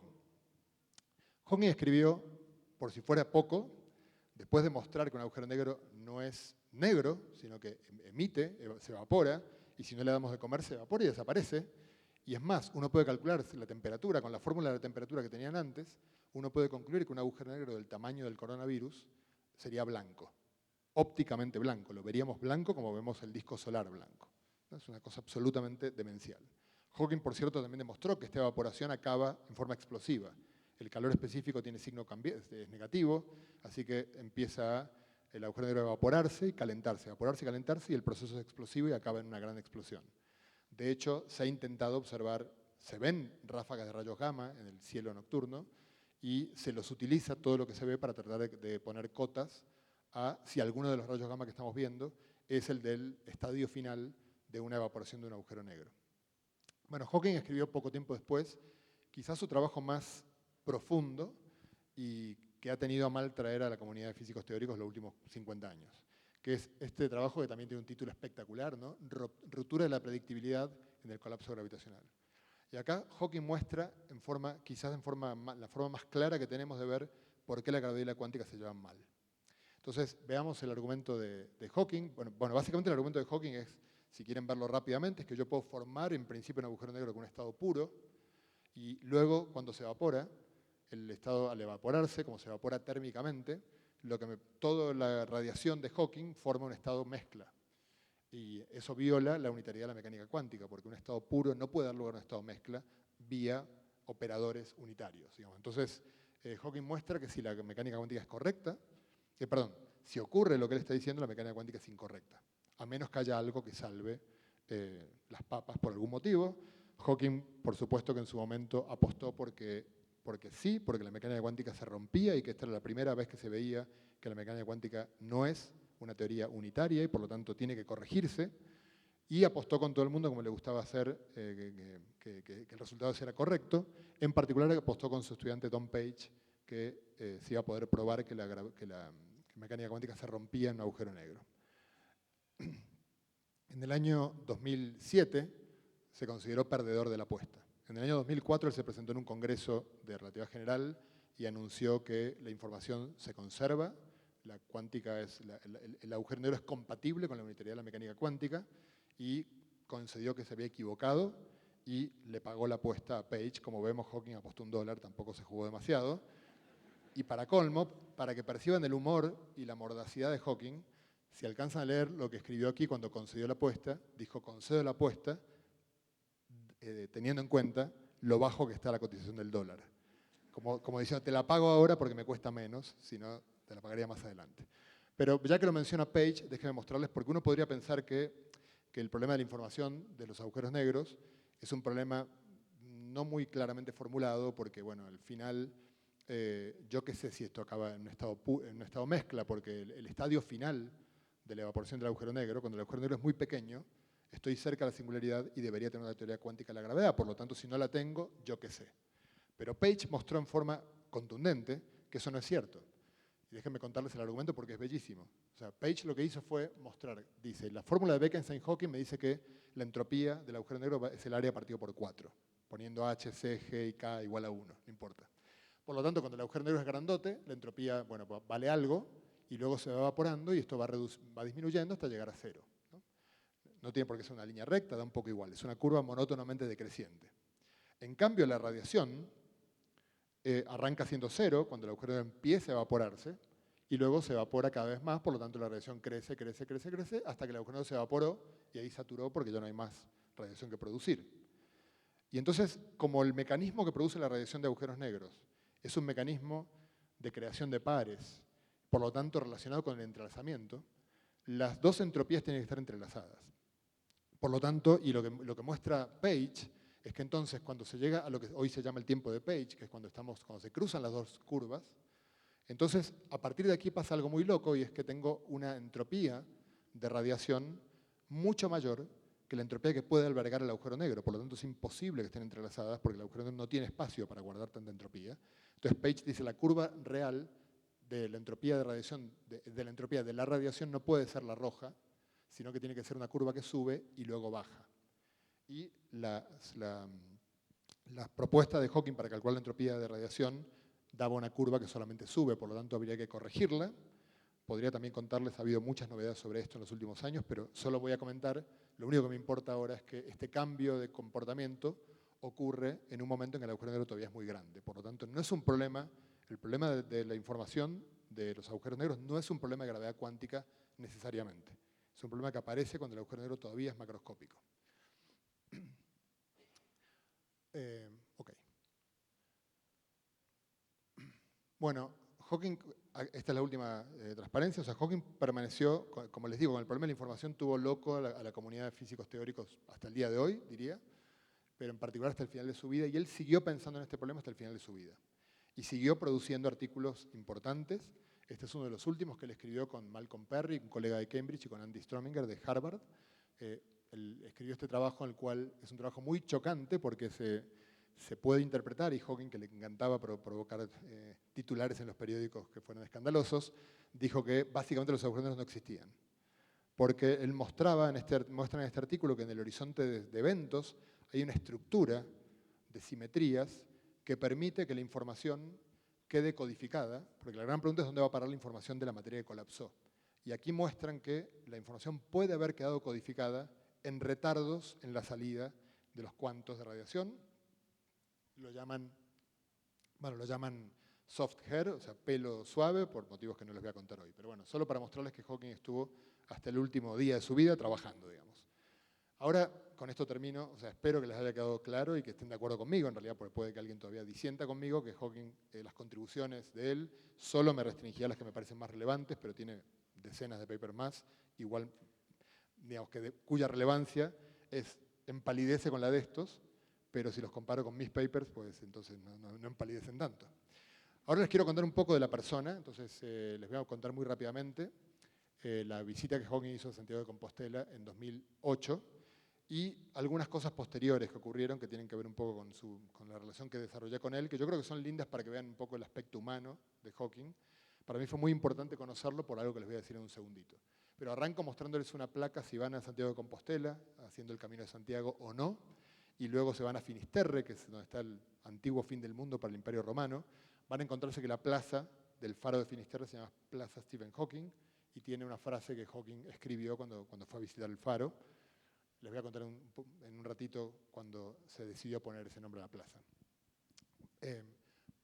Les muestro esto solamente para que vean un poco la locura en la cual que significó llevar a Hawking a Santiago. Este era un Google Doc compartido con el asistente personal de Hawking, que vino a Santiago antes para verificar los lugares, sobre todo por temas de movilidad y para estar segura de que todo estuviera cubierto. Jamás hubo la menor exigencia de parte de Hawking de tipo rockstar, jamás. Cero absoluto. De hecho, en el hotel que finalmente se quedó, el director del hotel no lo podía creer. Me decía, yo en mi hotel he alojado, no sé, a los Rolling Stones, a Barbara Streisand. Me dice, todo el mundo me pedía cosas. A Luis Miguel, ya que estamos en México. Parece que Luis Miguel pedía que le pusieran velitas de estas chiquititas, pero no sé, cientos de velitas en su habitación y cada vez que él salía le tenían que renovar las velitas. La única parte simpática de esto es que todo el personal de limpieza se rifaba las velitas después de recuerdo. Pero bueno, Hawking no pidió absolutamente nada más que lo que necesitaba por su condición de salud. Y como se quedaba una semana en Santiago, yo le empecé a proponer actividades y él empezó a decir que sí. En realidad la asistente era la que me decía, ok, sí, sí. Cuando faltaba una semana para que él viniera, me llamó y yo estaba reunido con la persona que dirige este programa que le dio un premio. Él vino para recibir un premio, Santiago. Y yo estaba justo reunido con él y me llamó y me dijo, Stephen quiere cancelar todo, porque acaba de verlo todo junto y vio que es demasiado. Bueno, cuando digo todo, era una rueda de prensa para la cual había más de 100 periodistas de todo el mundo acreditados. Era una reunión con los mejores estudiantes de física de Galicia, con una comida con ellos. Eran muchas cosas que eran imposibles de cancelar. Entonces, bueno, con un ejercicio de diplomacia del cual me siento muy orgulloso, logré que no cancele nada. Simplemente lo cambié de lugar, de día, y finalmente terminó haciendo todo lo que vino a hacer.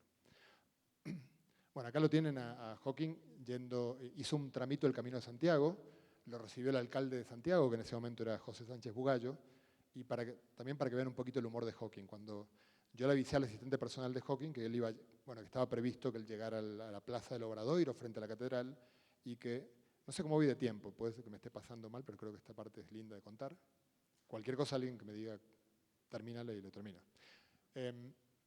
Bueno, se me ocurrió la pillería y le comenté al asistente personal de Hawking de que cuando agradeciera, le dije, mira, lo va a recibir el alcalde, estaría bien que él diga unas palabras, pero es que Hawking ya escribía en esta época una palabra por minuto, por lo tanto era muy, muy complicado esperar a que él armar una frase. Entonces le dije, ¿por qué no la preparamos? Así ya la tiene y la dispara en el momento. Entonces le dije, sería divertido verle la cara al alcalde si Hawking lo llama por su nombre. Entonces, claro, la asistente tenía el programa de computación de él y podía probar los sonidos porque decir bugallo en una computadora que tiene fonética anglosajona no era tan fácil, pero estuvimos un rato probando hasta que salió. Y por supuesto que ya se lo pasaba a Hawking y él decidía si lo hacía o no. Lo hizo, obviamente. Y yo en el momento en el que dijo las palabras estaba mirando la cara del alcalde, que no sé, se podrán imaginar la cara que puso cuando vio a Hawking llamándolo por su nombre. Bueno, aquí estamos entrando a la Catedral de Santiago. Aquí está la hija de Hawking, Lucy, el asistente técnico que le hizo el dispositivo por el que le leía. Él manejaba la computadora con el movimiento de su mejilla solamente, y esto se lo hizo Sam Blackburn, que está aquí. Este es el asistente personal de Hawking, este es el coordinador del programa que lo trajo. Por aquí anda mi estudiante de doctorado, que me acompañó en ese momento, bueno, y varios asistentes más que él tenía. Entró a la catedral, y si alguna vez han escuchado de la Catedral de Santiago de Compostela, quizás lo más famoso que tiene, es el botafumeiro, que es un incensario de media tonelada enorme, que estos señores hacen oscilar. Por cierto, ya que estoy en un congreso de física, lo hacen oscilar con oscilación paramétrica. Hay un paper muy bonito que explica cómo funciona esto. Y entonces, bueno, Hawking se puso ahí delante del botafumeiro y el botafumeiro le llega a pegar a Hawking y se lo sacaba despedido. Así que yo pedí que se lo pusieran a distancia prudencial y Hawking pidió que lo adelantaran. Así que pasamos unos momentos un poco estresantes porque él pidió que estar lo más cerca posible y filmarlo todo. Esto es cuando vino a la Facultad de Física. Este es el aula magna de la Facultad de Física y nunca, jamás en la historia ha estado así como la ven ahora. Estaba gente por todos lados, de hecho había gente fuera del edificio en planta baja que estaba ahí, no sé, por ósmosis impregnarse con algo. Y lo peor es que la charla esta fue una charla técnica, en la cual yo les aseguro, porque conozco a mis colegas de allí, que solo hubo 2 personas que le entendieron, o 3 como mucho. Pero bueno, era cuestión de verlo ahí funcionando, de ver el personaje. Obviamente había un gran magnetismo de Hawking con el público. Luego, en alguna comida me dijo que le gustaba, hablamos de Argentina, y me dijo que le gustaba el tango. En el hotel dijeron, ya le armamos un festival de tango privado, entonces vinieron todos estos argentinos, que luego me hice amigo de ellos.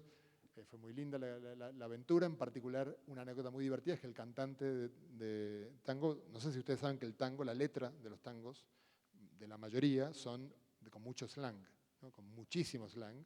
Yo traducirlo al inglés sería imposible para mí. Y el cantante, que alguien le dijo que yo era argentino, porque a mí no me conocía, dijo, bueno, ya que hay un argentino en el grupo, ¿por qué no le traduce al profesor Hawking las letras? Y yo dije, bueno, me acerqué a Hawking y le dije, Steven, ¿te traduzco la letra? No. Okay, listo, gracias. Y me senté. Agradecí mucho ese no porque lo hubiera pasado muy mal. Bueno, finalmente llegó el día que recibió el premio, el día que recibió el premio también de una conferencia que se llamaba Saliendo de los agujeros negros. Y una pequeña anécdota es que acá, si los que alcanzan a leer los subtítulos, los verán en gallego y no en castellano. Y hubo toda una historia con eso porque en la misma semana que Hawking estaba en Santiago, George Steiner, que es un intelectual gigante, profesor en Cambridge también, y es un tipo que hablaba, no sé, como 15 lenguas, y un defensor de las lenguas minoritarias en Europa, por algún motivo en una entrevista, no sé si habrá bebido algo previamente o qué, pero en la entrevista hizo un comentario despectivo de los idiomas minoritarios europeos y justo mencionó el gallego. Entonces, bueno, se consideró que debía responderse a eso, entonces se me dieron instrucciones a mí, que no manejo el gallego fluido, pero de que había que subtitular la charla en gallego y no en castellano. Yo estaba atrás de la pantalla, por cierto, pasando los subtítulos así, por lo tanto muy pendiente de lo que Hawking decía para pasarlos, y el asistente de Hawking molestándome, dice, eso ya lo dijo. Él no entendía nada de lo que yo estaba pasando, pero molestándome un poco. Bueno, luego le dieron el premio, hubo acá fue espectacular, o sea, obviamente el teatro más grande de Santiago de Compostela, el Palacio de Congresos se llenó, y por suerte me hizo caso Jorge Mira, que es el director de este proyecto, que puso una pantalla afuera, pues yo le dije, va a haber problemas cuando la gente, se va a enojar la gente cuando llegue y no puede entrar. Hubo 800 personas afuera y 2.500 adentro, y eso que no había empezado las clases. Santiago es una ciudad universitaria, si hubiera sido 2 semanas después, esto hubiera sido directamente bastante peor. Bueno, fuimos a Finisterre, como les mencioné antes, y allí es donde surgió lo de la placa, que les voy a comentar en un segundito, y esta es la despedida. El día que hicimos el último banquete, me despedí de él, y bueno, claro, pasó algo muy importante, que es lo que quiero transmitirles, que yo como colega de Hawking, me lo cruzaba en conferencias, y claro, y él era el rockstar de la conferencia, y había a veces premios Nobel, y uno veía periodistas empujando los premios Nobel para sacar una foto a Hawking, y entonces parecía como injusto todo eso, y uno realmente, yo diría que la sensación que yo creo compartida por los colegas, era como de molestia con él, porque uno no puede evitar pensar que lo hace a propósito, que podría hacerlo distinto, que podría ser más respetuoso, ¿no? Él entraba a las charlas en cualquier momento. Entonces podía entrar en la mitad, y cuando él entraba, se imaginan el murmullo que se producía, el speaker se quedaba sin atención durante 5 minutos por parte de la gente. Entonces yo tenía una especie de reparo sobre cómo iba a ser él como persona, y la semana que pasó en Santiago de Compostela fue para mí una emocionalmente muy impactante, porque pude ver justamente el detrás de, digamos, ver a la persona al lado, ver cómo es su realidad, y ver, por ejemplo, una persona de una generosidad que yo nunca vi, o sea, desde luego una persona de la importancia de Hawking. Por ejemplo, no solo no pidió nada, sino que además cuando él estaba en la habitación del hotel y venían a verlo, se podrán imaginar, pasaban por el hotel pacientes con ELA, ¿no? Que es la enfermedad que él tenía. Pasaba gente que le quería dejar, con niños que le querían dejar un recuerdo. Bajaba. O sea, yo les trataba de explicar a ellos que el profesor Hawking está descansando, pero bueno, al final le preguntaba y él bajaba por el ascensor y atendía a la gente el tiempo que fuera necesario. Fue bastante increíble para mí. Cuando un tiempo después lo fui a visitar a Cambridge, y déjenme mostrarles algunos detalles muy simpáticos. No sé si alcanzan a ver que acá dice Lucasian Professor, que todos ustedes son físicos, así que saben que Newton fue titular de la cátedra lucasiana, que fue Dirac, que fue Hawking, y es una distinción legendaria. O sea, que no sé, en la física hablar de la cátedra lucasiana es como si habláramos, no sé, en el fútbol de River Plate. Es muy impresionante, a mí me impacta y esto me simpatiza la cultura anglosajona, que son tan austeros, que lo que mostraba que era Hawking el titular de la cátedra lucasiana era esta chapita metálica con 4 tornillos, que cuando Hawking se jubiló como lucasiano, yo no estuve ahí presente, pero solo imaginarme al empleado que fue con un destornillador y sacó los 4 tornillos dejando los 4 agujeritos y fue a la puerta de Michael Green, uno de los padres de la teoría de cuerdas, para poner ahí la placa, me pareció una imagen tan increíblemente modesta para lo que significa esto para todos los físicos, que solo los ingleses pueden hacer algo así. Se imaginan que si Hawking hubiera sido estadounidense, estarían letras neón, ¿no? Lucasian Professor. Bueno, finalmente yo en alguno de los viajes que hice a Cambridge tuve la oportunidad de ir muchas veces y de visitarlo, de comer en su casa. Fue muy lindo la experiencia de conocerlo. En un momento le dije, mira, yo te quiero hacer una entrevista, pero yo sé cómo son tus entrevistas porque yo te organicé la rueda de prensa. Eran todas pactadas porque él no puede responder online porque tarda muchísimo en responder. Y yo le dije, yo quiero hacer una entrevista online. Me da igual que dure 5 minutos y que me eches, que me responda sí y me voy. Pero yo quiero que la pregunta sea espontánea y la respuesta sea espontánea, y él accedió a hacerlo. Entonces fui 2 veces a Cambridge. La primera vez él tuvo un problema de salud que pasaba muy frecuentemente y se tuvo que cancelar. La segunda vez fue la vencida, entonces le pude hacer la entrevista y les quiero mostrar, con esto termino la charla, algunos detalles. Bueno, primero, detalles del despacho de Hawking, ¿no? Una foto de su ídolo, que no hace falta acá que diga quién es, y el premio que recibió en Santiago de Compostela, el premio Fonseca, que esto sí que fue muy impactante. Cuando hicieron una exposición sobre la vida de Hawking en el Museo de Ciencias de Londres, él mandó 2 premios suyos. Uno, el Príncipe de Asturias, y el premio Fonseca, que se ve que le gustaba. Si buscan la noticia de la muerte de Hawking, van a ver que fue ilustrada por The Guardian con una foto de él en el escritorio con el premio Fonseca, que nosotros no lo podemos creer en Galicia que le diera esa importancia. Antes de volver a la entrevista, esto es la única vez en mi vida que me puse frac para el cumpleaños 70 de Hawking. Viajé desde Buenos Aires con un frac alquilado.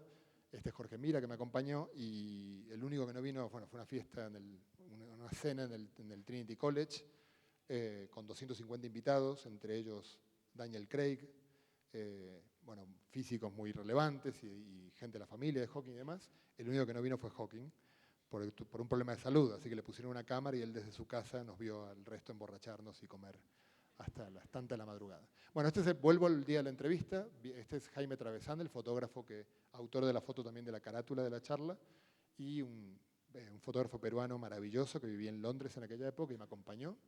Y les voy a mostrar algunas fotos muy simpáticas. Esta no es Photoshop, de verdad. Hawking, cuando apareció Hawking, yo llegué un poco antes que él. Cuando él llegó estaba con anteojos negros.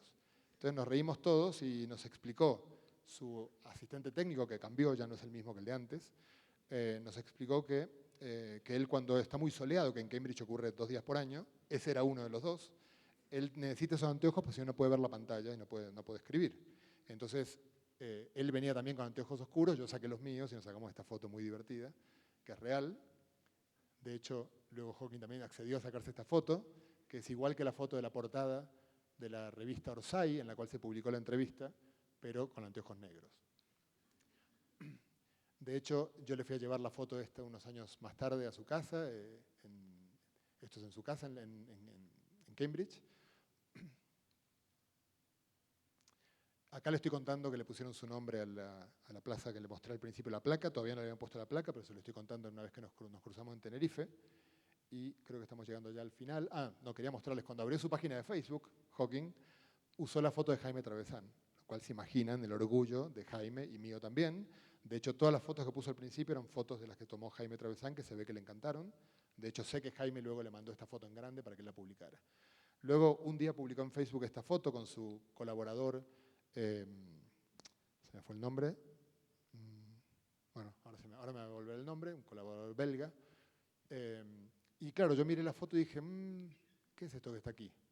Entonces hice zoom a la foto y encontré que lo que está ahí, imagínense mi pecho henchido cuando vi que era mi libro Antimateria, Magia y Poesía, que se lo había regalado porque él aparece muchas veces mencionado en el libro. Obviamente él no lo puede leer, pues está en castellano, pero bueno, fue muy lindo encontrarlo ahí. Y ahora, bueno, acá van a ver un video que está de 1 minuto, que es una especie de backstage de la entrevista. La entrevista la pueden encontrar aquí. Y esta es la última imagen que tengo de la charla. Simplemente les quiero comentar, para prepararlos para el final, yo estuve hablando 2 horas con él. Me respondió 3 preguntas en 2 horas. Y en un momento mi primera pregunta fue muy tonta, porque le quise preguntar por Maldacena, que es un físico, los que no están en el campo, es el físico teórico número 1 del mundo. Entonces quería preguntarle por él, pero en lugar de preguntarle qué opina, o sea, qué tiene para decirme de Maldacena, le dije, algún argentino que a usted le llame la atención. Se lo dije así, pues me salió así. Para mi sorpresa, él empezó a hablarme del Papa, que acababa de ser electo Papa hacía poco tiempo. Y entonces, claro, cuando uno estaba hablando con Hawking, uno se pone al lado de él, como ven acá, por lo tanto yo leí lo del Papa y me daba ganas de decirle, no me interesa el Papa, pero tienes que, por respeto, esperar. Y para colmo hay que esperar a que termine la frase y la diga. Entonces mi sorpresa obviamente ocurrió como 15 minutos antes que diga la frase, porque yo ya vi lo que me iba a decir, pero tuve que simular la sorpresa cuando me la dijo por educación, y el fotógrafo captó el momento exacto de mi cara de sorpresa y el gesto de él, y van a ver cómo se reía, porque el cabrón sabía lo que estaba haciendo, ¿no? Acá me le está diciendo la respuesta.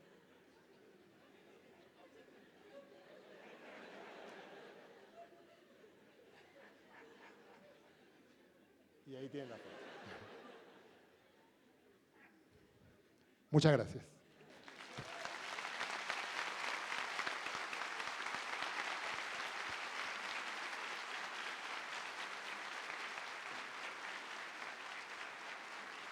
Muchas gracias.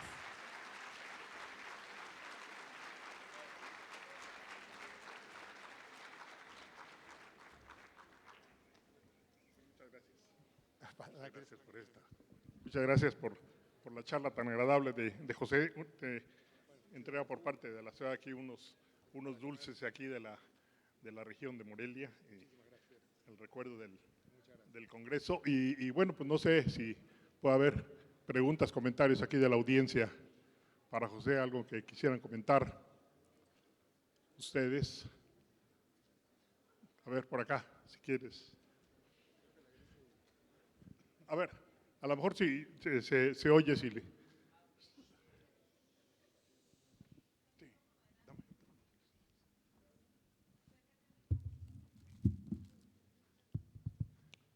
Si no puedes pasar... Sí, Yo tengo este micrófono, así que puedes darle el micrófono. Ok. Bueno, primero que nada, muchas gracias por la plática. Gracias. Y mi duda es de que siempre la había tenido desde que vi los corchetes de Poisson y las relaciones de hamiltonianos. No he encontrado en mi búsqueda, en mi mini investigación, ¿no? Una aclaración, ojo, que dudas de examen No, hoy no, no, ¿eh? no, no, no, no, no, no.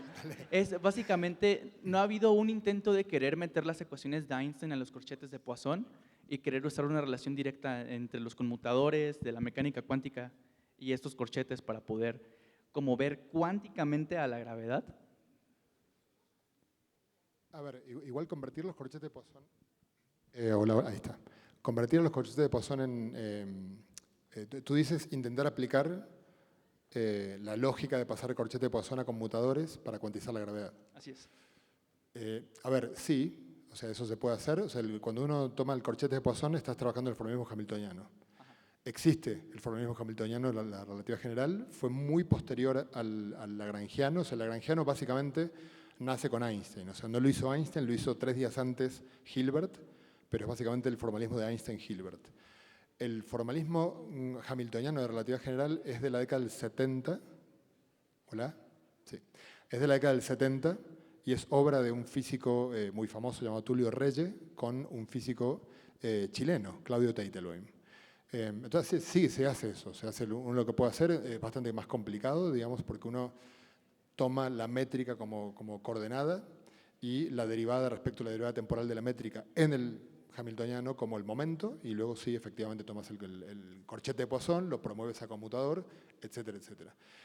Tiene problemas, o sea, se puede hacer, existe. En particular, yo he trabajado muchos años en colaboración con gente de Chile, que como es del instituto en el cual estaba Claudio Teitelbaum, es gente experta en esto. Así que yo no soy experto en el tema, pero he escuchado mucho sobre esto.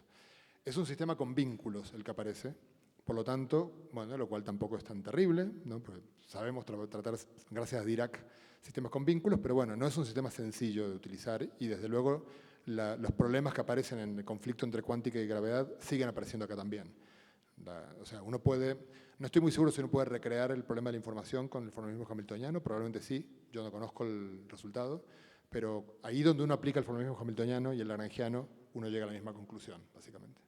Y una última cosa ya para que me Perdón, pregunten. la gravedad cuántica de Hawking, la del integral funcional, por supuesto que es el formalismo lagrangiano. O sea, Ok.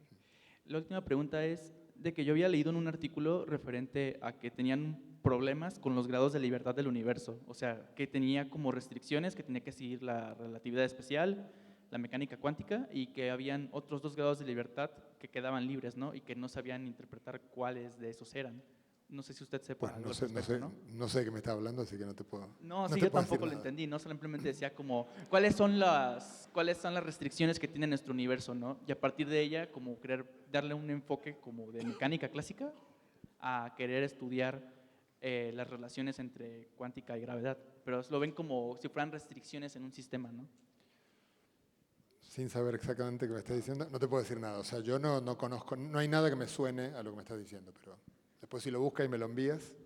Por ahí tenían, ya salió tenían por ahí mis direcciones, y ya que están todavía todos, ya se fueron unos cuantos, pero perdón que voy a hacer una pequeña publicidad. Me encantaría volver a Morelia en algún momento con un espectáculo que se llama Universo entre Canciones, que es un espectáculo científico-musical que hago yo con mi hermana y otra música. Así que si tienen Instagram, les pido que vayan ya mismo, van a Instagram y sigan Universo entre Canciones para que luego mostrarle a alguien de Morelia, que hay mucha gente de Morelia que quiere que vayamos. ¿Alguna otra pregunta, comentario que quieran hacer? A ver, por favor.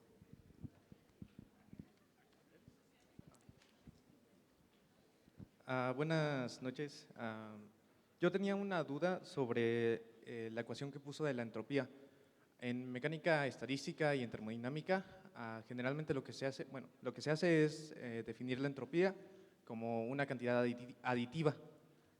Pero usted mencionó que, en la ecuación es proporcional la entropía a el área, pero mencionó que cuando colisionan 2 agujeros negros, la suma de las áreas no es igual al área total del agujero negro, sino Claro. que es mayor.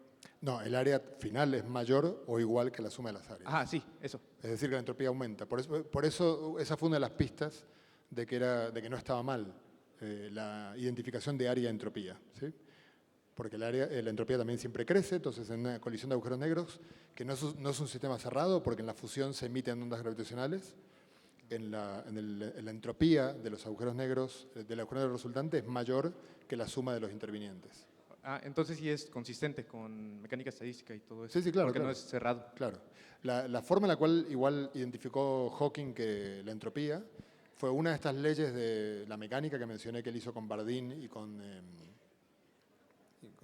ahora se me fue la cabeza. Una de estas leyes era exactamente calcada la primera ley de la termodinámica si uno identificaba la temperatura como la gravedad superficial y la entropía con el área. Pero de todos modos el trabajo de Bekenstein llegaba a la misma conclusión completamente viniendo de otro lado. O sea, Bekenstein no invocó las leyes de la mecánica de agujeros negros para identificar la entropía como el área. Lo hizo estudiando varios sistemas en los cuales imaginaba la caída de sistemas de un campo escalar, de distintos sistemas, en un agujero negro y viendo cómo tiene que ir la entropía del agujero negro para no violar el segundo principio de la termodinámica. Gracias. A ti. ¿Habría otra pregunta por ahí?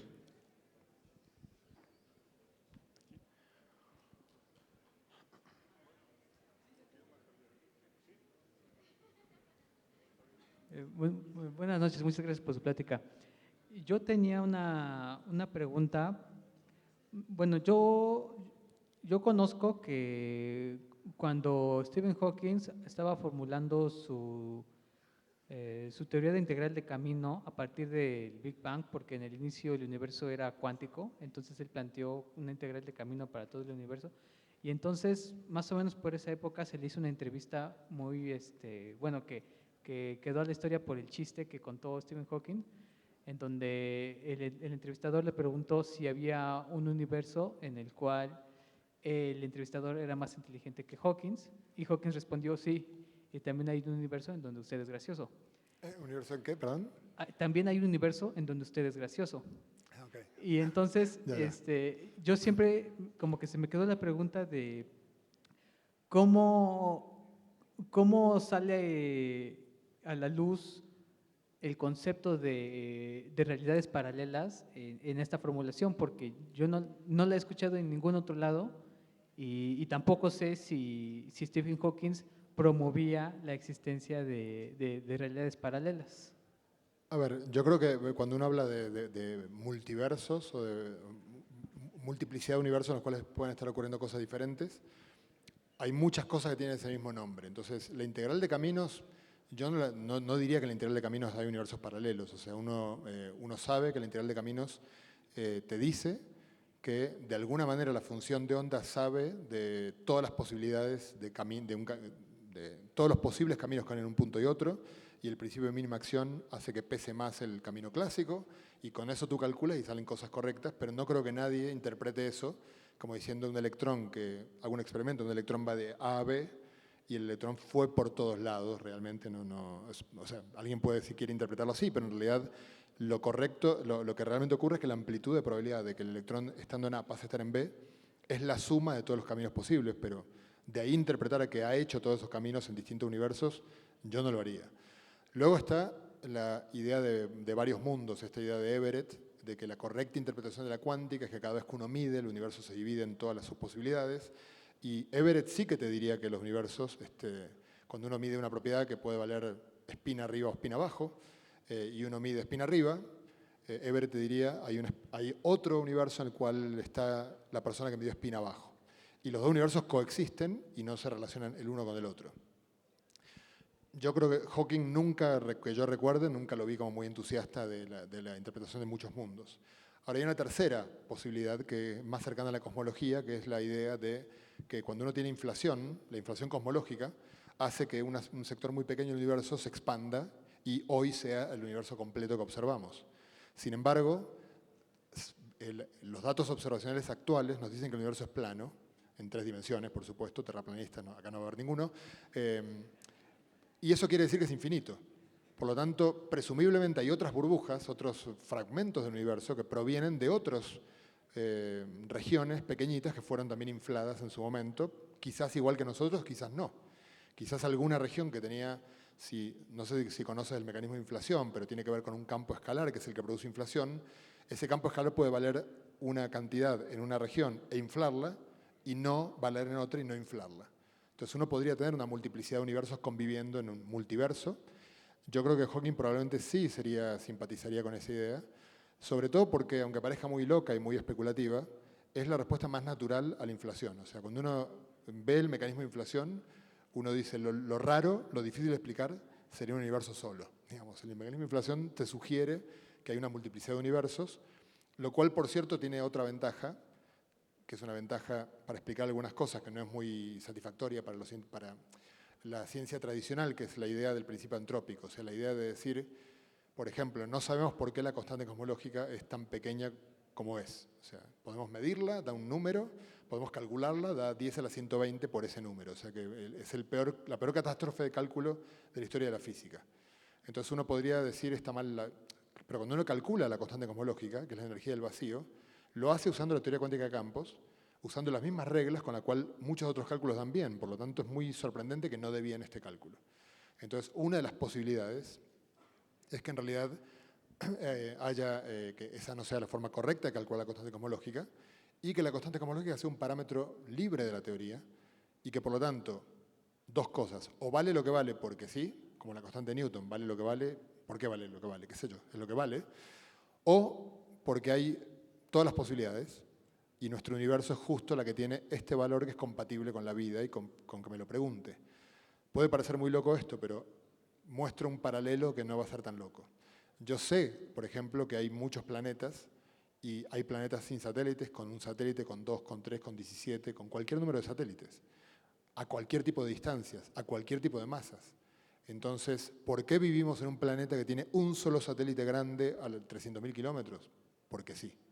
¿Podríamos vivir en otro planeta? Sí, en principio. O sea, no hay ninguna razón de fondo. Pero quizás en este planeta con un satélite están dadas las condiciones de la vida y por eso estamos nosotros para preguntárnoslo.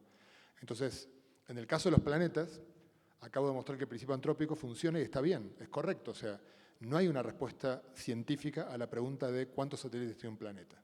Es una pregunta mal formulada. Y lo sabemos porque levantamos el telescopio y vemos que hay todas las posibilidades que a uno se le puedan ocurrir. Entonces, ¿cómo sabemos en general en física cuando una pregunta es de ese tipo? Y estamos intentando responderla y en realidad no tiene una respuesta porque es de ese tipo la respuesta. El cierto valor, cierta cantidad puede valer muchas cosas o infinitas cosas y vale lo que vale porque sí. Muchas gracias. Bueno, una última pregunta que tuviéramos a ver.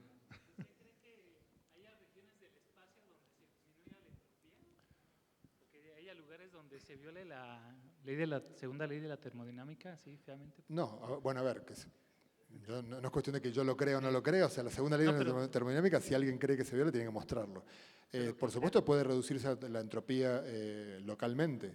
De hecho, vivimos en un lugar en el que eso ocurre, ¿no? O sea, vivimos en un planeta en el cual, en un universo que tiende al desorden, bueno, fíjense, o sea, no sé cómo me ves tú a mí, estoy más o menos ordenado, o sea, tengo los brazos en su sitio. Digo, tenemos nosotros mismos somos un ejemplo de una estructura pluricelular tremendamente ordenada. Y uno podría decir, ¿cómo puede ser que existamos nosotros en un universo que tiende al desorden? ¿Por qué? Porque cuando en termodinámica tienes 3 sistemas, uno muy caliente, uno muy frío y uno intermedio, puede generarse orden en el intermedio a costa del flujo de calor entre el Sol, el espacio exterior, y la Tierra, que es el sistema intermedio, puede generar entropía, una entropía menor, digamos. Entonces, localmente puedes violar el segundo principio de la termodinámica. En principio, valga la redundancia, te diría que no, pero por supuesto que podría estar mal el segundo principio de la termodinámica y habría que reformular todo, pero creemos que no está mal. ¿Quién soy yo para creer que sí? Pues muchas gracias, José. Nuevamente le agradecemos por esta magnífica charla y esperamos tenerlo pronto en otro Muchas gracias. en otro congreso. Muchas gracias. Muchísimas gracias y gracias por la invitación.